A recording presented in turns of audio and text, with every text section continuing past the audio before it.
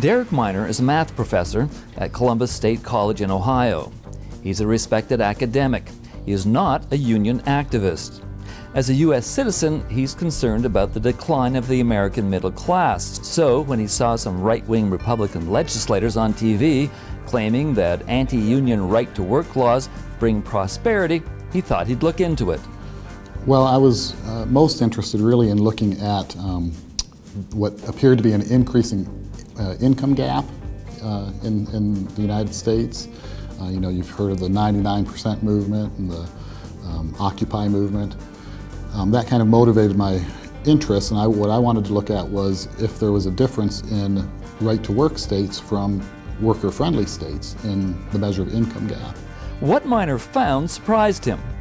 He says the numbers show that rather than ushering in prosperity, the annual wages in right-to-work states are actually an average of $1,500 a year lower than in a worker-friendly state.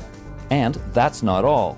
The four were worker productivity, so per capita GDP was statistically significantly worse in right-to-work states. Poverty rates were significantly higher in right-to-work states. Health insurance rates were statistically lower in right-to-work states, and life expectancy was lower in right-to-work states. Per capita GDP for worker-friendly states was 13.3% higher than in right-to-work states. And if you list the states from highest per capita GDP to lowest per capita GDP, 12 of the 14 most productive states, 12 of the top 14 are worker-friendly states, while 5 of the 6 least productive states are right-to-work states.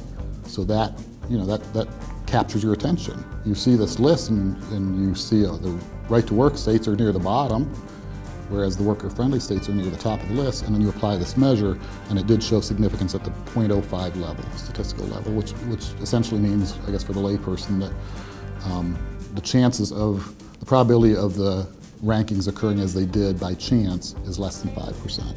So why are wages lower in right-to-work states? Miner says the numbers are saying pretty clearly it's because right-to-work states have fewer unions, and fewer unions means lower wages. I think the evidence is strong in that direction.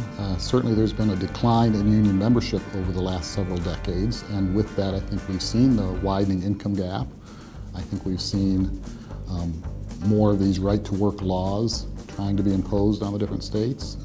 Oklahoma, I haven't looked at the data recently, but Oklahoma, prior to Indiana becoming a right-to-work state, Oklahoma had been the previous last state to become right-to-work, and that was more than a decade ago, a little over 12 or 13 years ago, and they've seen a decline, I believe, in a lot of their standards of living as well. So you know, the correlation is certainly quite strong. Ironically, Miner says that there are studies that show that while right-wing Tea Party activists are promoting right-to-work laws, the big employers say they have almost no influence on where they choose to locate.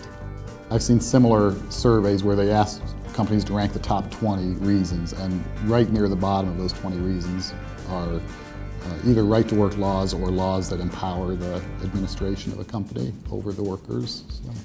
I don't know if I'm taking and usually it's only even ranked in that list because it's one of the choices they were given. If CEOs were asked on their own to rank reasons, they probably wouldn't even come up with right-to-work laws.